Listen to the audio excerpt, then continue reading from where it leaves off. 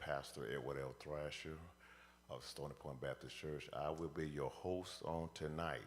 First of all, I want to apologize for the technical difficulties we had earlier.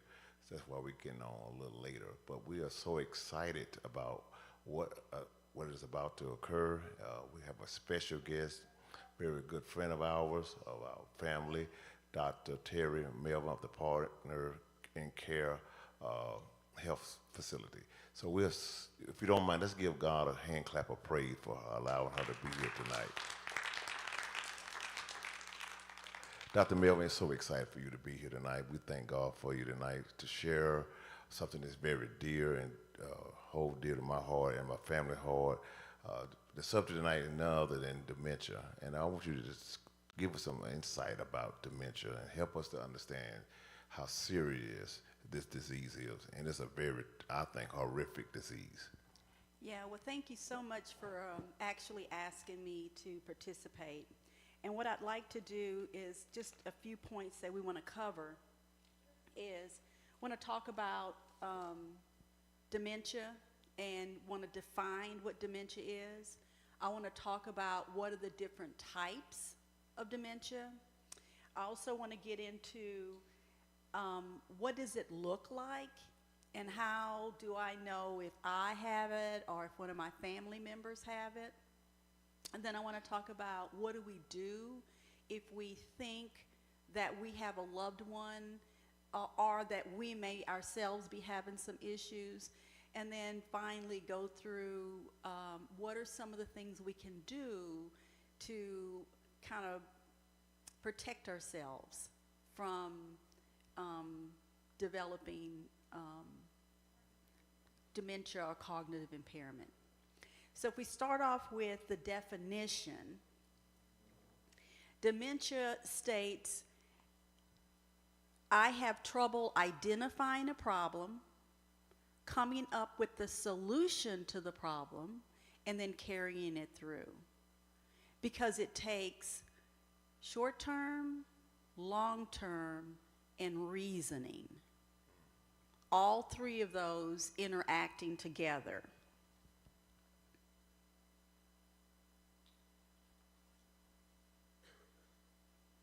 So it's a group of thinking and social symptoms that interferes with a person's daily function. I think about the brain as the engine of a car. And I get into my car, and it could be a 1976 or 1942 or a 2025, and it looks good on the inside, and it looks great on the outside. But when I put my key in, if my engine don't turn over, then I'm not going to go anywhere. And so the engine being our brain. And so people that develop dementia, they look like the same old people we know and love, but sometimes they don't act like the same people we know and love. And sometimes we can get really frustrated because they look the same on the outside, but they're not the same on the inside. Okay?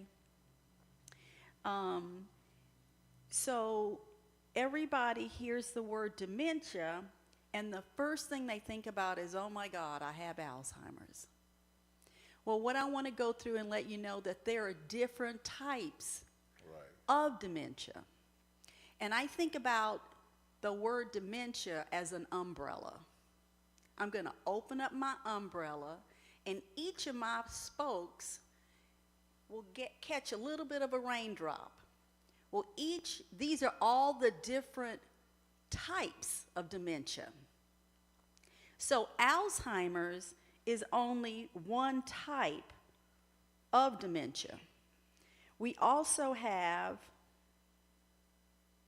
Lewy body dementia, and some people feel that Lewy body dementia is actually more prevalent than Alzheimer's. We have vascular dementia. We have Huntington's chorea. We have frontotemporal dementia. We can have Creutzfeldt-Jakob syndrome, which causes dementia. And then there's Wernicke-Korsakoff, multiple sclerosis, normal pressure hydrocephalus. All of those things can cause dementia. The most common types of dementia would probably be the Lewy body dementia, and we can see that in patients with Parkinson's disease, but not just Parkinson's disease. Alzheimer's, and then vascular dementia. And with vascular dementia, we have a blockage in the pipes that provide blood to our brain.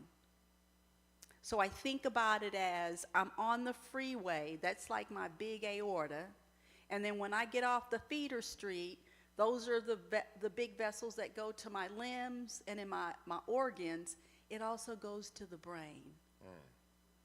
And then from that, I may have to turn several times to get to small little neurons. Vascular dementia, it happens when there's small vessels that have had some insult, or what we call a mini stroke. Not that I'm weak on one side compared to the other, but it just affects my memory. Okay? And so lifestyle really plays a part in some of the forms of dementia and then preventing that.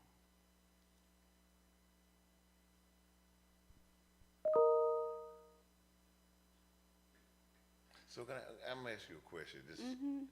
So you know, so as I get older, sometimes I forget where I put my keys or my glasses, and they be right in my hand. What's that saying? So that's normal. So if you, excuse me, if you misplace something, you forget where it is, and then later you remember, that's normal. At just age? Well, it's just life and being busy and not being focused on the one thing. You're trying to do multiple things at one time. But if you forget and you can't recall it later, then you'd be worried about that. Or let's say you had an experience and you didn't remember, and a family member or someone from the church said, you remember, and they keep going and going, and they go, oh, yeah, I remember now. That's normal. But if you could never recall that event, then we would be a little bit more concerned. If you're not able to follow instructions, and you're having to like step people through step by step how to do something, compared to I'm going to give you a list of things to do and you write it down and you can go back, refer to it, and recall. Someone with dementia can write it down but may not understand what they wrote or what the sequences are of events that they need to go through to get to the end point.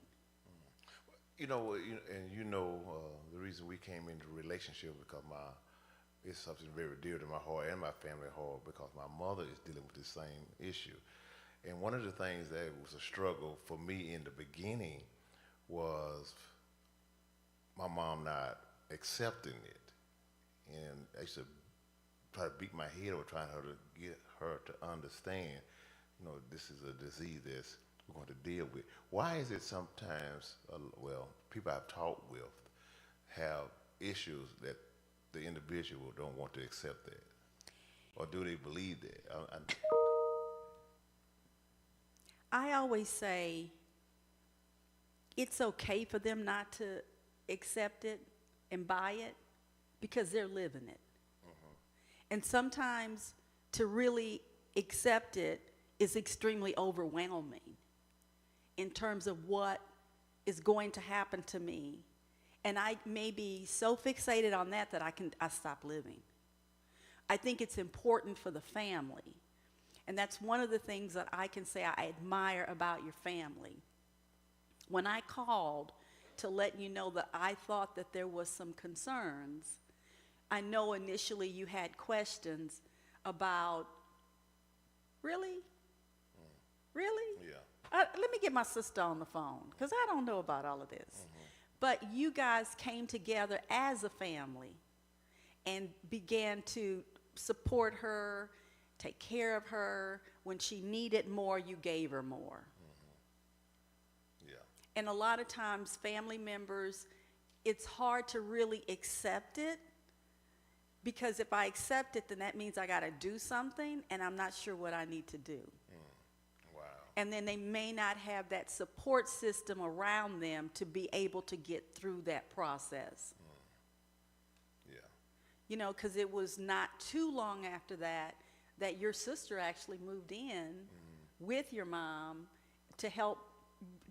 They were independently living, and then as things progressed, she was able to step in and provide more help. Yeah, right, exactly. You know, and a lot of times people aren't sure what to do. So, you know, it's like, okay, I think there's a problem. Where do I go?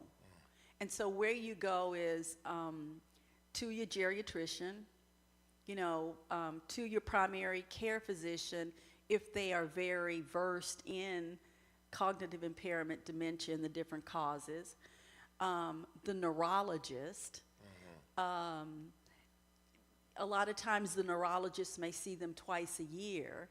And as you know, things change more quickly than every year. Right. And exactly. you need to be able to have a team where you can be able to call them and say, hey, this and this and this is happening. Is that normal, and what do I do? Because as the disease progresses, you have an individual with life experiences who in their mind has done this forever, and then all of a sudden they need guidance. Right, exactly. And so sometimes they may get a little bit upset Yeah. because you don't tell me I can't drive. Well, we've been through that. I can drive, and don't tell me when and how to spend my money. Right. You know, and they'll get multiple calls from different people, and it can be a little hairy-carry. And so one of the things with your family is you guys kind of stepped up and got on board and was able to support her so that she had the love and she had the safeness, and then she had more help as she needed. It sort of unfolded. Yeah. But a lot of times that's really hard to accept. You know, I know when you called your daughter, I think it was your daughter, on the phone to sort of, you know, see if we had any questions about anything. It was hard for her to accept the fact that this is what was going on with her grandmother. You know, Still is. you know, because why? They look the same, they act the same, and it's like surely there's nothing wrong. And with the dementia, they may be fine and do well for a few hours in the early part of the day, but then as the day goes on, it becomes more difficult because they can't remember what sequences is to occur next. You know, I hear, what am I supposed to do next? What do we do now? You know, what are we supposed to do? So I get the repeated questions. You know, and I really encourage families to, you know, get into support groups, you know, either within the church or through the Alzheimer's Association. And everything is Alzheimer's is because they have the funding to support and sort of an infrastructure to help us understand what this process is. Because in some cases, if you have Lewy body, it usually progresses pretty quickly. So from the time the symptoms initially start until things are over, it's not a long time. It's a very short window, like a few months, sometimes a year and a half. Is that particular disease, is that common or that's rare? Or? So I think it's more common than we realize. And when you read the literature, it's a lot more prevalent than we are aware, because certain treatments for behavior can make the Lewy body worse quicker.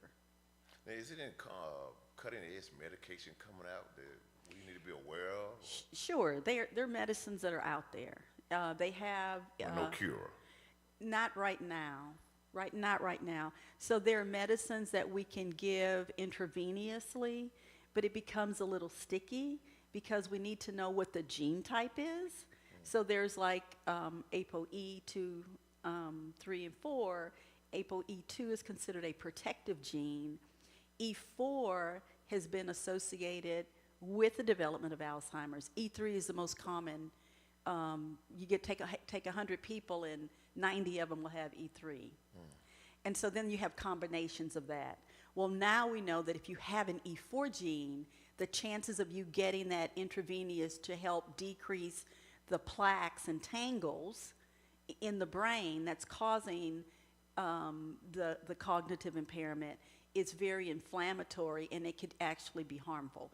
And so you have to watch and know exactly what we're dealing with. There are some current studies out there where actually I had a group of my patients that participated in a phase 1 study, and we actually did the infusion actually in the spinal fluid, and some of them had some improvement, but it didn't last long. Wow. So I think that the treatment is going to be something that will prevent the plaques and tangles from forming, and you'd have to give it on long term. It's an ongoing thing. It's not like it's one thing you do and then you're cured. Done.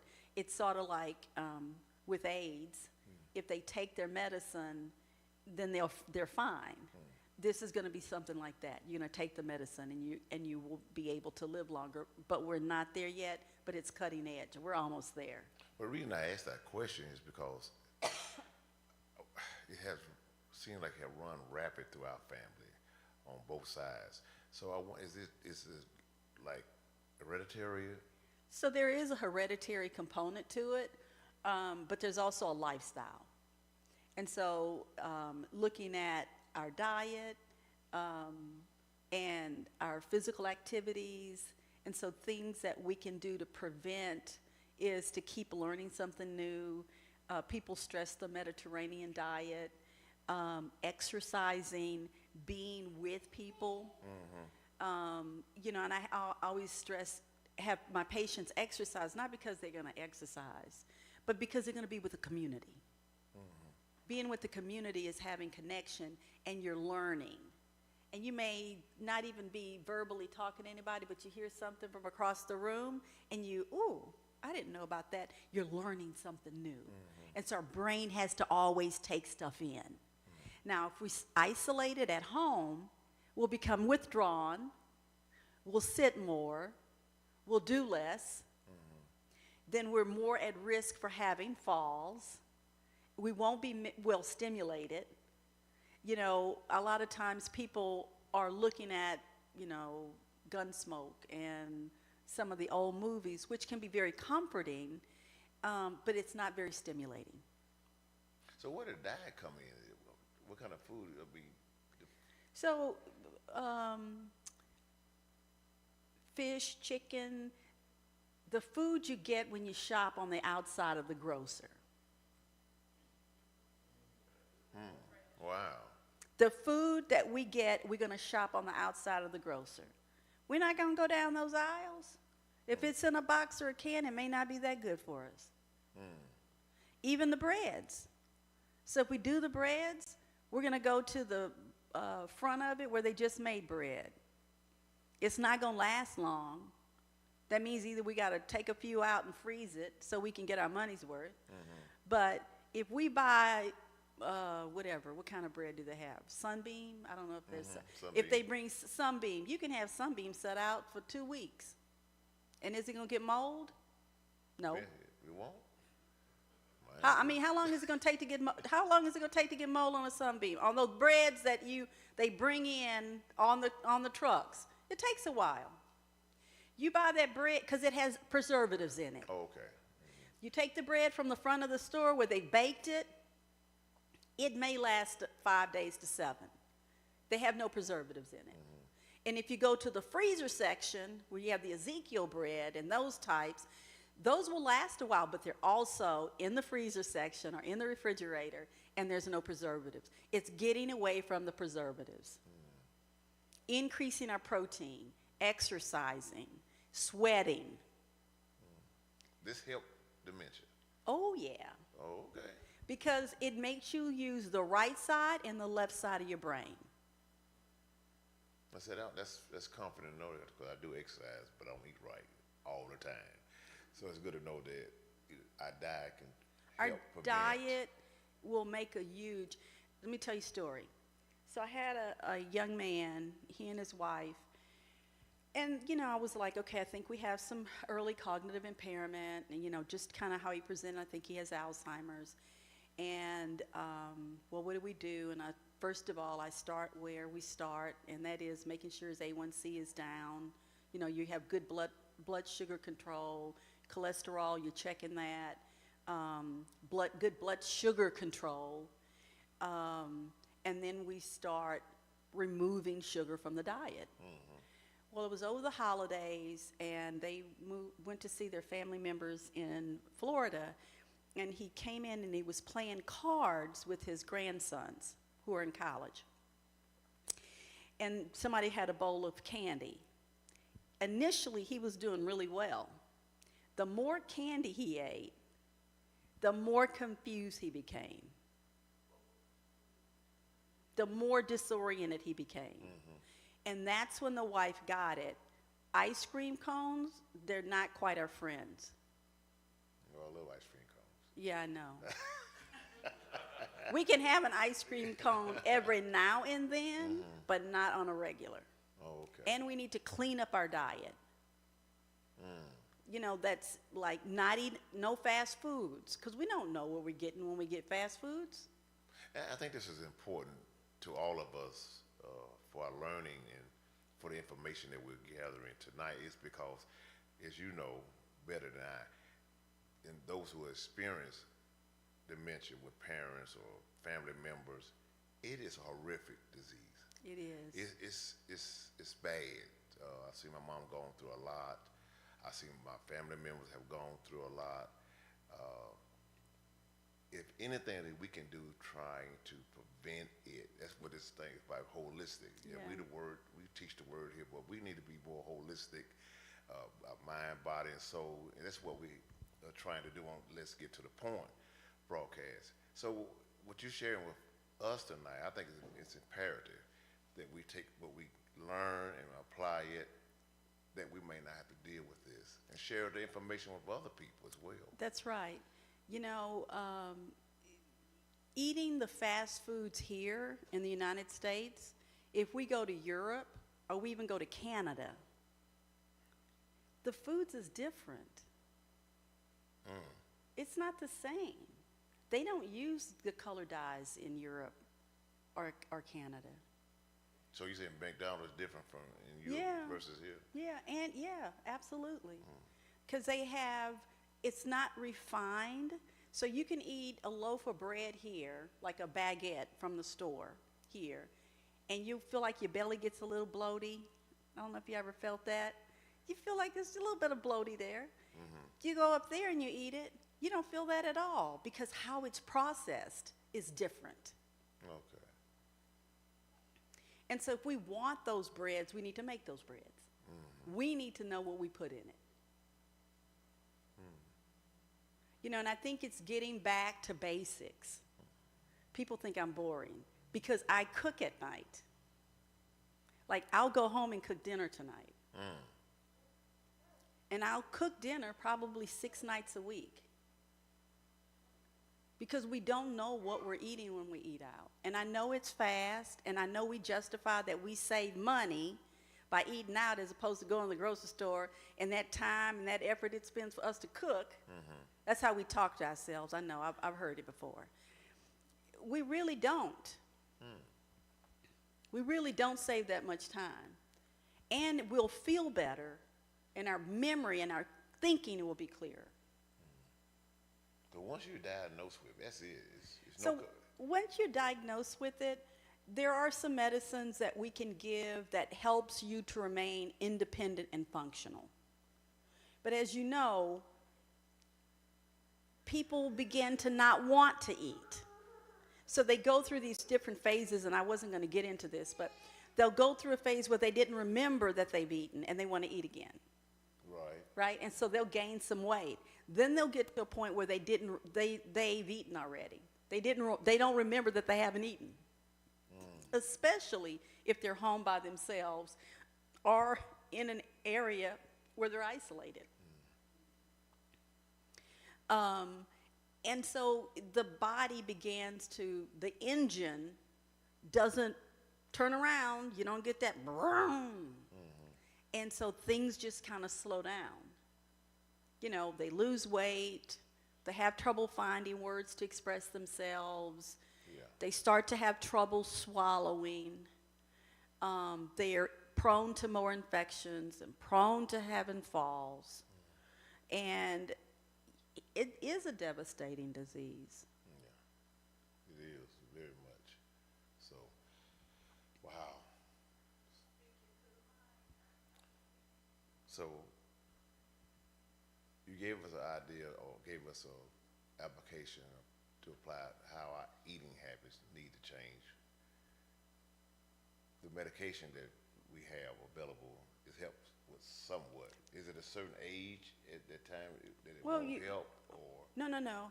The earlier it's given, the more likely you'll be independent and functional longer. So what do I mean when I say that? You'll be able to go to the bathroom. You may need some help with dressing later, but you know the sequences of putting your clothes on, putting your shoes on, being able to walk, go to the table, feed yourself. But, you know, it's a disease of an individual, but it impacts the whole family. Oh, yeah. It impacts the whole family because you've had kids, and when you have kids, you're there with those kids. You support those kids. You know, at first you raise them, then you coach them, and then if we're lucky, we begin to become two adults. With our parents, it becomes two adults, and then someone has to step up and make decisions that keep our loved ones safe. Because sometimes they may not know what the right thing is. Right. And it's just that whole revolution of life. You know, speaking of that, one of the things that we had to guard our mother from was predators. I like to call them predators, people on the phone. And I don't know if they know or what, but, you know, it was so many phone calls coming in, and they wanted her information. I think that happens not just with people with dementia, it happens with all of our elderly. It is really bad. Yeah. It is really bad. And some really horrific things can happen. I had a little lady who lived in Cleveland, met a guy in Georgia, in Lafayette, at a bank, so she could withdraw some money to give to him. Because she believed in her head that if she gave the money, then she would get more money back. Yeah. And I know Yeah. I'm saying it like this, and it seems like it's so simple, and it's not, you know. But if all they're doing is scrolling through, and somebody is talking to them, or somebody is calling them, it's easy for them to fall for that. And it was for my mom as well, because every time someone called, she thought she had to have it. Windows or new alarm system or anything. It was just that simple. And that's where, as an adult, we step in to protect our loved one. Exactly. Because they're not able to identify if there's a problem, come up with a solution to the problem, and then carry it through. Wow. Well, listen, we thank you for being a part of Let's Get to the Point. We want to take some opportunity for someone in our audience to, they may have some questions at this time that you may can give some answers to.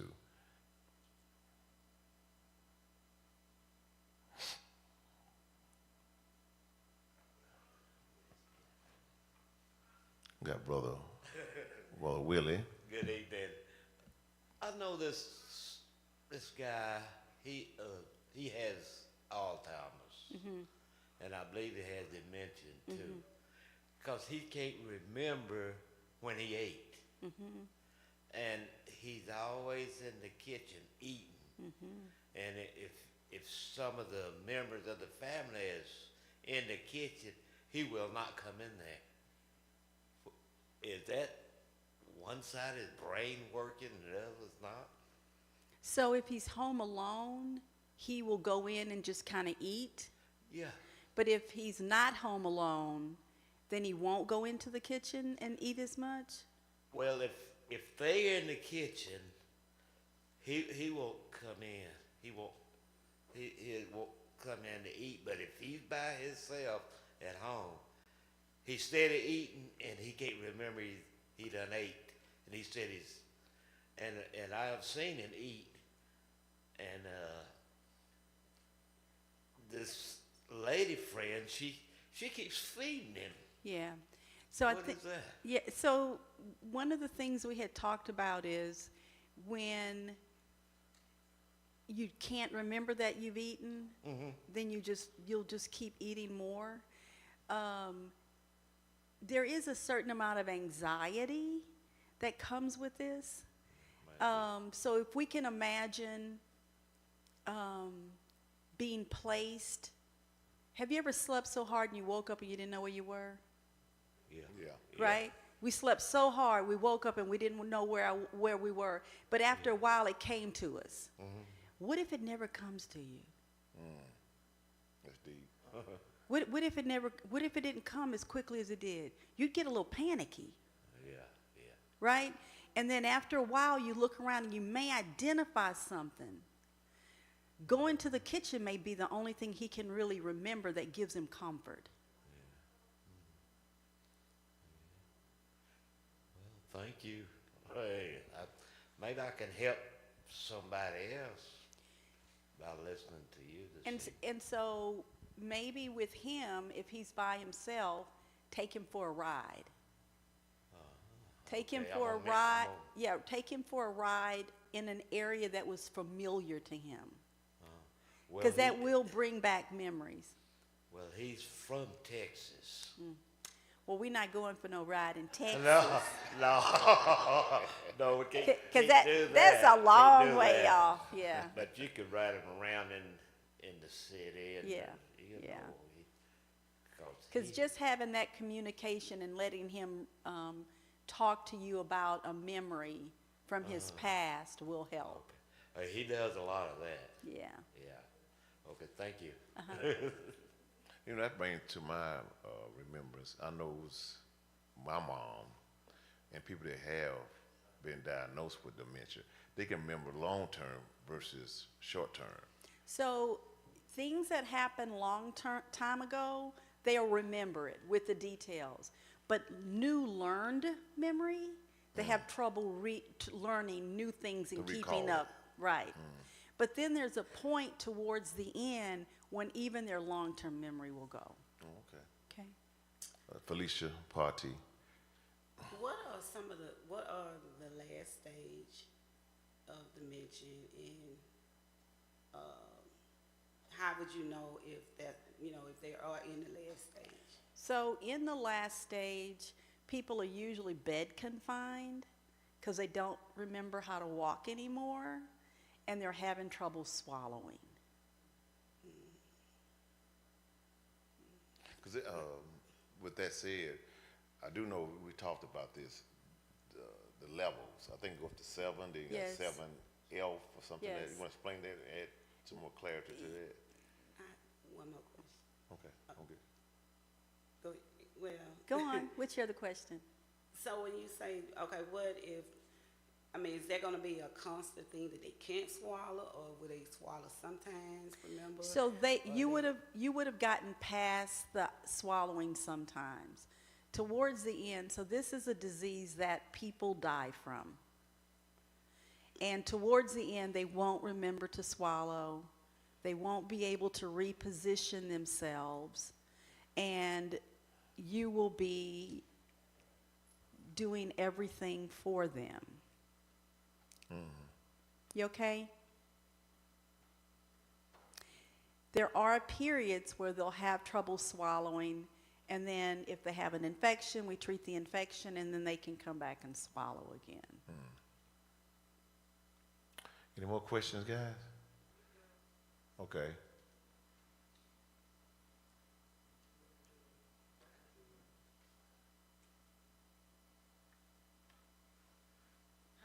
Hi. I have a question that someone posted. Okay. How does certain medication we take affect us or contribute to dementia? So a lot of medicines not really won't contribute to the dementia, but it will affect our memory and remembering, our cognition. Pain medicines, benzos, taking too many over-the-counter like Benadryl can affect our memory. And so it depends on the individual, but there are medicines that will affect our memory recall. Is that short term or is that for the?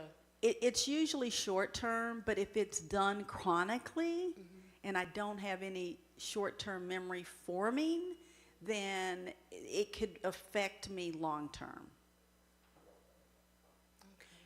Trauma to the head can cause some problems, because if I'm doing this and I fall and I hit my head, can cause some issues.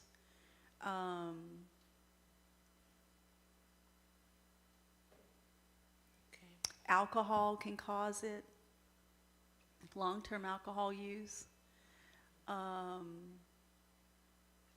Not taking care of my blood sugar can cause it.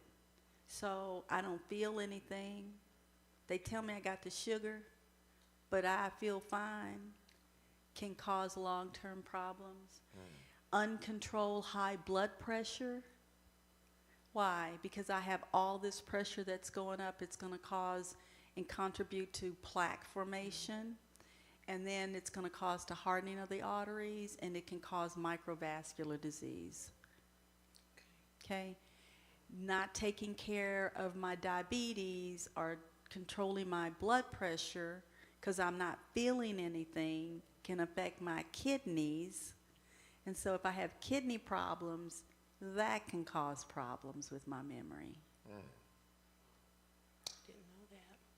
And so that's why I say we need to make sure that we make sure the blood sugar is under control, make sure the blood pressure is under control, make sure we're eating a healthy diet, and then looking at what medicines we're taking. You know, when I take this medicine, how is it affecting me? Am I feeling better? Because I think we need to be able to go to the provider, your provider, and say, hey, when I take this, it makes me feel dizzy. Because I don't want to take a medicine that make me feel dizzy. Right. It's not working. You know, it may be the best medicine in the world, but it's not the best medicine in the world for me. Okay. Okay? And then I have a question. Okay. When you interact with someone with dementia Yes. and they have hallucinations Yes. and confusion, Yes. how do you communicate with them? Yeah. That's challenging, and it can be difficult. So dull is good. Doing the same thing day in and day out. Identifying what the triggers are for the hallucinations. Okay. Making sure it's not a medicine. Making sure that we're well hydrated, because sometimes we don't remember to drink. Make sure I don't have an infection. Hallucination is one of the classic presentations with the Lewy body dementia. And we want to be really careful about medicines we give to control the behavior, because it can actually make the dementia worse. Okay. But if it's determined that it's not the medication, how do you communicate? I think to make them feel safe, let them know that what they're seeing, but you don't see it. Not that it's not there, you don't see it. And what does it, trying to say, okay, what is it that you're seeing? What does that make you feel? How does that make you feel? Okay. Is that a comforting thing? Is it not a comforting thing? For example, women may say, oh, you got to go get those babies. Those babies are everywhere. Go get those babies. Maybe sitting down and saying, how many babies have you taken care of in your life? What do you think about all those babies? I think those babies are fine. I bet you were a really good mom to your babies.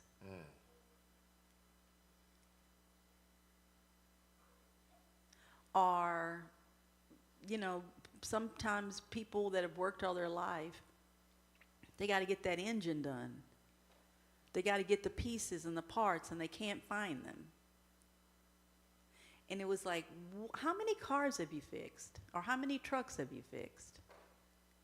What was the most difficult one that you've ever fixed? How did you figure that out? Let them talk to you. Because where they are in their mind, it's real. And we just have to see where that is. Okay. Thank you. You're welcome. Speaking of medication again, I know you said certain medication can react to the dementia. What about sleep agent medication? Yeah, so sleep agents can affect the memory. It's kind of long term or short term? it's short term initially, but if done chronically, it can be long term. It's one of those things where we have to sleep. You know, you have to sleep. Your body has to stop. And we'll have some patients with dementia and they don't want to sleep. All that does is make it worse. You have to be able to turn the light off and then turn it back on. And so we've given medicines to people so they can sleep. Okay? So sleeping is crucial. Just like exercising in a group, diet, praying together, sharing together. That's really important, that connection with community. Okay. Anyone else have any more questions they would like to ask Dr. Melvin? Well, Dr. Melvin, I'd like to give you a final remarks and what you'd like to share with us as we close out this Let's Get to the Point broadcast. Thank you very much for asking me to participate in this. Thank you for coming. Dementia is dear to my heart. I think that we are on the cutting edge of finding, medicines that will change dementia. Yeah. But in the last 60 years, we haven't. You know, we really haven't. And it's hard, and it costs a lot of money, and it takes a lot of energy from families, and not one person can do it. It really does take a team of people. Well, again, we want to thank you for coming to Let's Get to the Point podcast. We thank you so much. And to those who have been watching us by social media, we thank you again for tuning in on our first launch podcast for Stony Point Baptist Church. I hope you was able to be impacted by the information tonight. Those who are in our audience, hope you had gathered enough information that you could share with others and that you can maybe make some changes in your own lifestyle as well. So we thank you for tuning in. Hope to see you on every fourth Tuesday of each month at 6:30 p.m. See you later. Let's get to the point.